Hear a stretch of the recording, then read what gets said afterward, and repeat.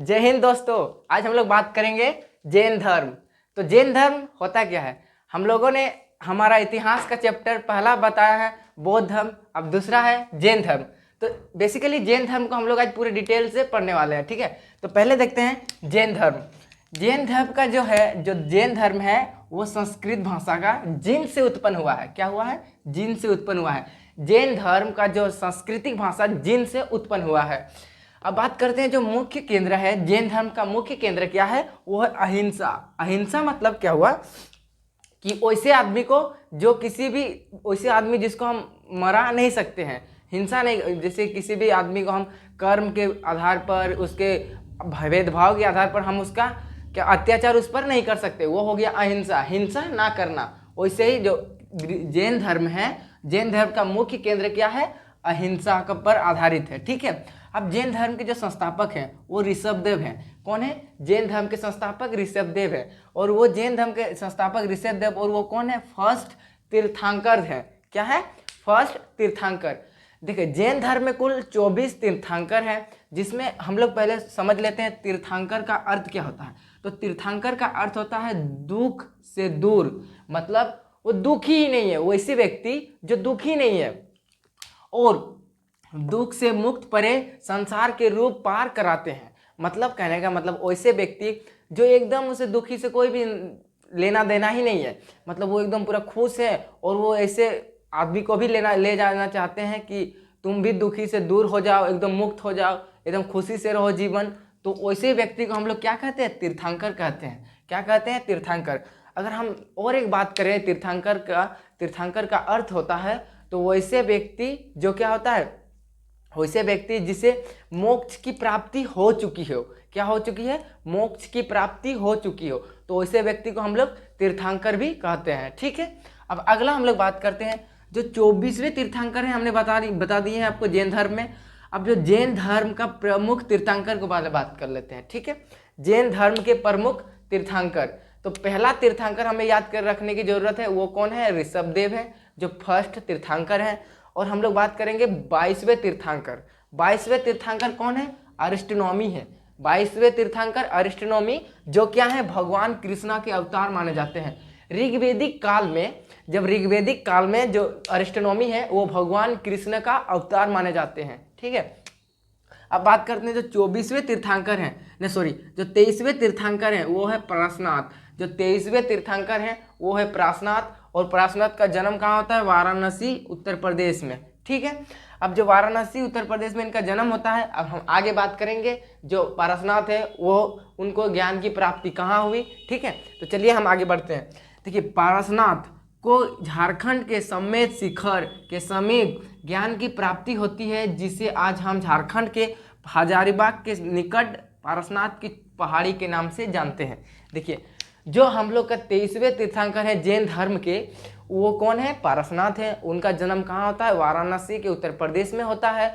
और उन्हें जो ज्ञान की प्राप्ति होती है वो कहाँ होती है? झारखंड के एक जिले, झारखंड के हजारीबाग नाम जिले में क्या होता है? ज्ञान की प्राप्ति होती है। और वो जो पहाड़ी है उस पहाड़ी का नाम क्या है? उस पहाड़ी का नाम क्या है? पारसनाथ पहाड़ी। जो 23वें तीर्थंकर हैं जैन धर्म जो पारसनाथ, उन्हीं के नाम पर ये पहाड़ी रखा गया, ठीक है। अब बात करते हैं जब उन्हें ज्ञान की प्राप्ति हुई उसके बाद उन्होंने क्या कहा? 4 सत्य वचन दिए। कौन दिए? पारसनाथ 4 सत्य वचन दिए। तो पहला से वो वचन क्या है? झूठ ना बोलना। पहला वचन क्या है? कि हमें झूठ नहीं बोलना चाहिए। दूसरा वचन क्या है? धन संग्रह ना करना, मतलब धन को एक जगह इकट्ठा नहीं करना, मतलब धन को अर्जित नहीं करना है, उसको अलग अलग में निवेश करना है, ठीक है। और तीसरा है चोरी ना करना। क्या कहा उन्होंने? किसी चीज को चोरी नहीं करना चाहिए। और चौथा है हिंसा ना करना। क्या है? हिंसा ना करना, किसी के ऊपर हिंसा ना करना, ठीक है। ये उन्होंने दिया। अब हम बात करते हैं जो जैन धर्म के जो लास्ट हैं वो महावीर स्वामी हैं। जैन धर्म के लास्ट तीर्थंकर कौन है? महावीर स्वामी, जो हमें जैन धर्म का वास्तविक संस्थापक कहा जाते हैं।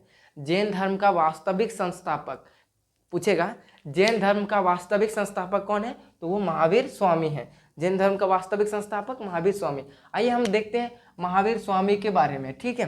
तो महावीर स्वामी का जन्म होता है 540 बीसी के वैशाली के कुंडन ग्राम में, जो उनका जन्म होता है 540 बीसी में वैशाली के कुंड ग्राम में होता है, ठीक है। और उनकी माता का नाम जो है वो त्रिशला है, उनकी माता का नाम त्रिशला है। और उनकी पिता का नाम सिद्धार्थ है, उनका पिता का नाम सिद्धार्थ है, जो ज्ञातुक वंश का राजा थे। कौन थे? ज्ञातुक वंश का राजा थे। और उनका जो बड़ा भाई, गलत लिखा गया है, उनका बड़ा भाई कौन है? नंदी वर्मन, उनका बड़ा भाई नंदी वर्मन, ठीक है।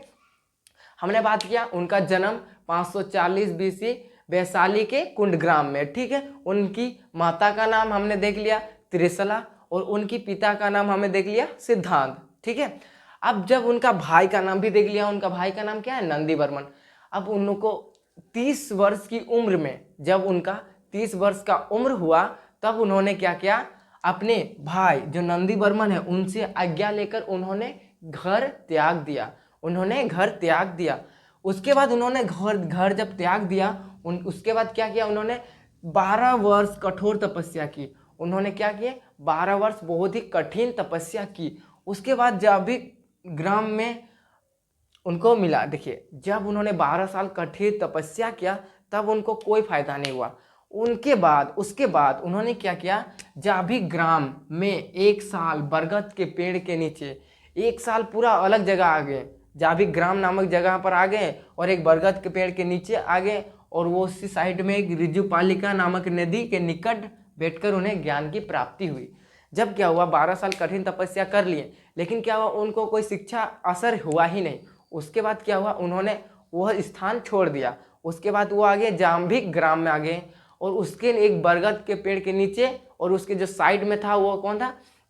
उसके साइड में हम लोग ऋजुपालिका नदी था, उसके किनारे उन्होंने तपस्या की। 1 साल तपस्या करने के बाद उन्हें ज्ञान की प्राप्ति हो जाती है। और जब उन्हें ज्ञान की प्राप्ति होती है तो उस ज्ञान की प्राप्ति को उन्होंने कैवल्य कहा है। क्या कहा है? कैवल्य कहा है।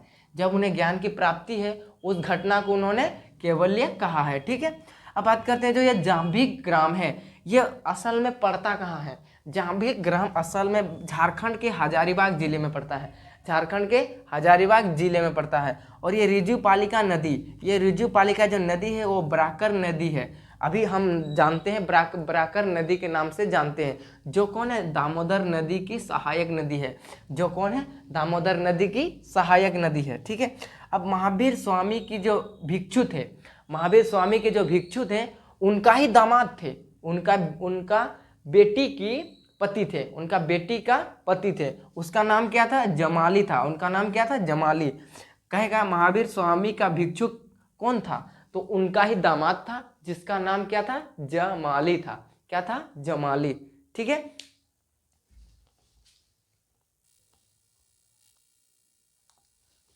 हम आगे देखेंगे जैन धर्म की 5 श्रेणियां। जो जैन धर्म था उसमें जैन धर्म 5 श्रेणी में बांटा हुआ था। 5 श्रेणी के लोग आते थे। तो पहले श्रेणी के जो लोग थे वो कौन थे? तीर्थंकर कहलाते थे। तो तीर्थंकर किसे कहते हैं? देख लेते हैं। वैसे लोग जिसने मोक्ष की प्राप्ति कर ली हो। हमने आपको बताया था तीर्थंकर का अर्थ। तो अभी देखिए, वैसे आदमी या वैसे लोग जिसने मोक्ष की प्राप्ति कर ली हो वो क्या कहलाते हैं? हम लोग का तीर्थंकर कहलाते थे जैन धर्म में। अब बात करते हैं अरहत आदमी आते थे जैन धर्म में, और एक श्रेणी के लोग आते थे अरहत। वो कौन थे भाई? वो जो निर्वाहन की ओर अग्रसर होते थे। वैसे लोग जो निर्वाहन की ओर अग्रसर होते थे, मतलब निर्वाहन की ओर जाना चाहते थे, ठीक है, वो कौन होते थे? अरहत होते थे। और तीसरे श्रेणी के लोग आते थे आचार्य। तीसरे श्रेणी के लोग कौन आते थे? आचार्य। आचार्य वही कहते हैं ना, वैसे जैसे कि किसी भी एक भिक्षुक का समूह का प्रमुख को ही हम लोग आचार्य कहते हैं। मान के चलिए ये भिक्षुक का समूह है, ये भिक्षुक का समूह है, और इसमें से जो हेड है, मुखिया, जो भिक्षुक का समूह का मुखिया को जैन धर्म में क्या कहा जाता था? आचार्य कहा जाता था। जैसे हम लोग का गांव का मुखिया को हम लोग मुखिया ही बोलते हैं ना भाई, वैसा ही जैन धर्म का समूह को क्या कहा जाता है? मुखिया। जैसे हम लोग इस एग्जाम से देखिए, हम लोग का एक फैमिली है, फैमिली में पापा को क्या कहा जाता है? मुखिया कहा जाता है। वो सबसे बड़े होते हैं। उसी प्रकार जैन धर्म में जो भिक्षु का समूह होता है उसमें जो सबसे हेड होता है, सबसे बड़ा आदमी होता है, वो बड़ा आचार्य होता है, उसे हम लोग क्या कहते हैं, आचार्य कहते हैं। जो बड़ा भिक्षुक होता था उसे आचार्य कहते थे। अब चौथे श्रेणी में आदमी आते हैं, उपाध्याय आते हैं। जो जैन धर्म के चौथे श्रेणी में जो लोग आते हैं वो क्या है, उपाध्याय हैं। उपाध्याय का अर्थ क्या होता है, जैन धर्म के शिक्षक को हम लोग उपाध्याय कहते थे। क्या कहते थे, जैन धर्म के जो शिक्षक थे उन्हें उपाध्याय कहा जाता था जैन धर्म में। अब बात करते हैं पांचवें श्रेणी के लोग, वो कौन थे, साधु थे। पांचवें श्रेणी के लोग साधु थे। और साधु किसे कहते हैं, जैन धर्म में भिक्षुक को साधु कहा जाता था। क्या कहा जाता था, जैन धर्म में भिक्षु लोग को साधु कहा जाता था। ठीक है, अब हम बात कर लिए जो 5 श्रेणी में बटा था जैन धर्म। ठीक है, अब हम उससे आगे बढ़ते हैं। ना, हम लोग अभी आएंगे महावीर स्वामी ने जो अपना प्रथम उपदेश दिया था, मतलब महावीर स्वामी ने प्रथम उपदेश दिया था, वो किस भाषा में दिया था ना, वो भाषा प्राकृतिक भाषा में दिया था। प्राकृतिक भाषा में दिया था, जो कि उस समय की जो भाषा थी वो बहुत ही, प्राकृतिक भाषा बहुत ही कठिन थी।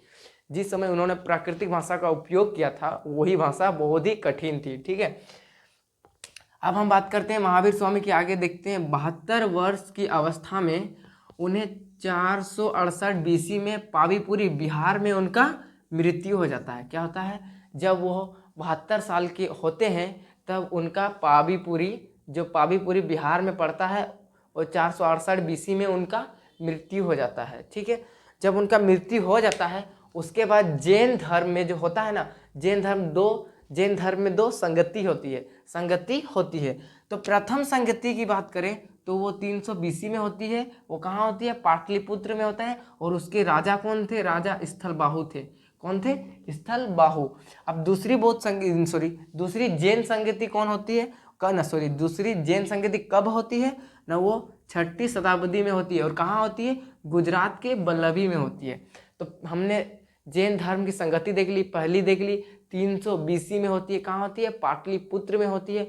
और जो उसका जो राजा थे वो कौन था, वो राजा स्थलबाहु था। और जो दूसरी होती है वो 6ठी शताब्दी में होती है। और कहाँ होती है, गुजरात के बल्लभी में होती है। ठीक है, अब जैन साहित्य को आगम कहा जाता है। देखिए, जैन साहित्य की जो बुक है उसको हम लोग आगम कहते हैं। मतलब जैन साहित्य मतलब क्या, जैसे हम लोग का नृत्य हो गया, कला हो गया, उस सब का संग्रह जिस किताब में रखा जाता है उस किताब को हम लोग क्या कहते हैं, आगम कहते हैं, आगम। ठीक है, और जैन धर्म को मानने वाला प्रमुख राजा, देखो जैन धर्म को मानने वाले जो राजा, जैन धर्म को मान के चलिए, बेसिकली देखिए, जैन धर्म को जिन राजाओं ने संरक्षण किया था, मतलब उनको मदद किया था, वो कौन कौन थे, उनका पालन, उनको अपनाया था। अजातशत्रु थे, उदयन थे और बदराज थे।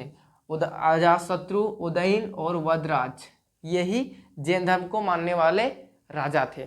और भी थे लेकिन जो मेन थे ये 3 है। ठीक है, अब हम बात करेंगे प्रमुख जैन मंदिर। भारत में जो प्रमुख जैन मंदिर हैं वो कहाँ कहाँ है, तो सबसे पहले हम लोग जैन मंदिर देखते हैं। गोमतेश्वर का जैन मंदिर जो कहाँ है, कर्नाटक में स्थित है। गोमतेश्वर का जैन मंदिर कहाँ है, कर्नाटक में है। और दूसरा हम लोग खजुराहो का जैन मंदिर। देखिए, खजुराहो में क्या है ना, जैन मंदिर भी है, हिंदू धर्म का भी मंदिर है और बौद्ध धर्म का भी मंदिर है। कहाँ है, खजुराहो, जो एमपी में है, मध्य प्रदेश में है। तो मध्य प्रदेश में तीनों धर्म के मंदिर पाए जाते हैं। ठीक है, अगला हम लोग बात करते हैं दिलवाड़ा का जैन मंदिर, जो कहाँ है, दिलवाड़ा का जैन मंदिर। ठीक है, आगे हम लोग बात करते हैं जो दिलवाड़ा का जैन मंदिर, वो हमें माउंट आबू राजस्थान में स्थित है। अब हम बात करें जैन धर्म के विनाश के कारण। देखिए, जैन धर्म का डूबना, मतलब कहने का जैन धर्म गया, तो उसका कारण क्या था, जैन धर्म का विनाश होना का कारण क्या था। तो सबसे पहले हम लोग बात करते हैं उसकी कठिन भाषा थी। हमने आपको बता दिया कि जैन धर्म के जो महावीर स्वामी थे उन्होंने किस भाषा का यूज़ किया था, प्राकृतिक भाषा का यूज़ किया था, जो उस समय बहुत ही कठिन थी। तो वही ना कहीं वही एक कारण बन गया उनका विनाश का। अब दूसरा जो कारण है वो कम राजाओं का संरक्षण मिला भाई। देखिए, यही ने कहा गया, अजातशत्रु था, उदयन था, वत्सराज था, ये उतने शक्तिशाली नहीं थे, जिस कारण जो जैन धर्म को है उतना अच्छा संरक्षण, टिकाऊ सपोर्ट नहीं मिल पाया, जिस कारण वो विनाश की ओर चलता रहा। अब तीसरा बात करते हैं कठोर नियम। तो जैन धर्म में क्या होता था, बहुत ही कठोर नियम होते थे।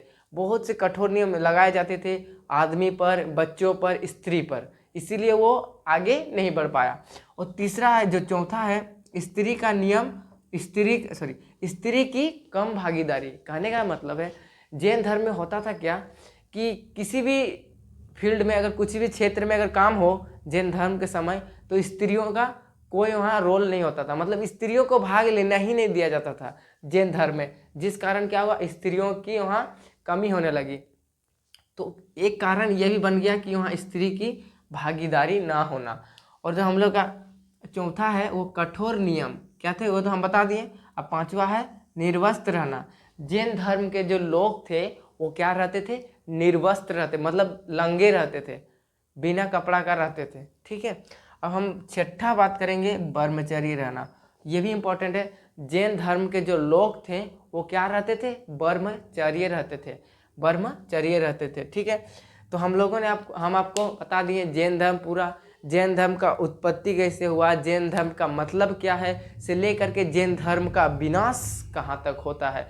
अब हम बता दिए जो इम्पोर्टेंट तीर्थंकर थे वो भी आपको बता दिए।